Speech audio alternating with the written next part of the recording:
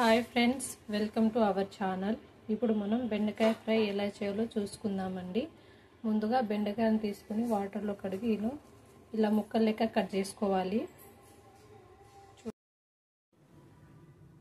ఇప్పుడు స్టవ్ మీద కళాయి పెట్టి దీంట్లో 3 స్పూన్స్ ఆయిల్ వేసుకోవాలండి.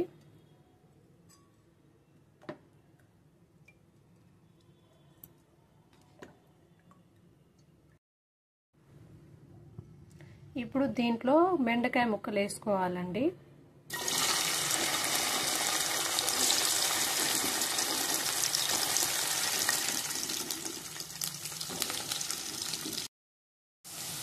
చూడండి, ముక్కలు అనేవి కొంచెం మగ్గాయండి.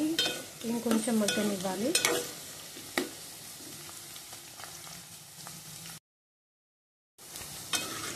ముక్కలు ఇలా మగ్గాలండి. ఇప్పుడు ఈ ముక్కల్ని వేరొక గిన్నెలో ట్రాన్స్ఫర్ చేసుకోవాలి.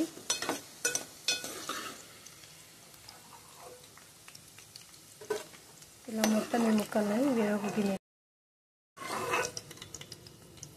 ఇలా తీసేసి ఇంకా కొన్ని ఉన్నాయి కదా బెండకాయలు, అవి దీంట్లో వేసేసుకోవాలండి.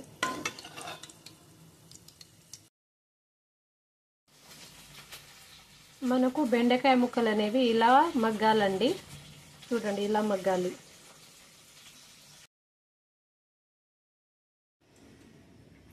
బెండకాయ ముక్కల్ని ఇలా ఫ్రై చేసుకోవాలండి. వీటిని ఇప్పుడు మనం పోపు వేసుకోవాలి. పోపు ఎలా వేసుకోవాలో చూద్దాం. అదే ఆయిల్లో కొంచెం తాలింపు గింజలు, జీలకర్ర వేసుకోవాలి. ఇవి కొంచెం చిటపటమనేలోపు బెండకాయ ముక్కలు దీంట్లో వేసుకోవాలండి. ఇప్పుడు దీంట్లో 1 టేబుల్ స్పూన్ సాల్ట్ వేసుకోవాలండి.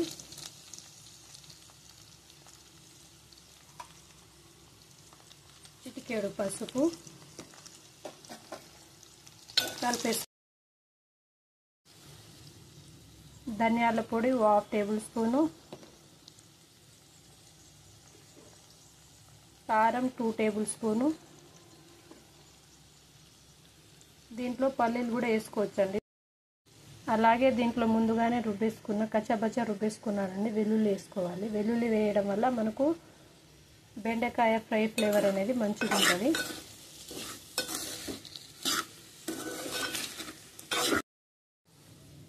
ఇప్పుడు మనకు బెండకాయ ఫ్రై అనేది రెడీ అయిందండి. చూడండి, ఎంతో టేస్టీగా ఉంటుంది.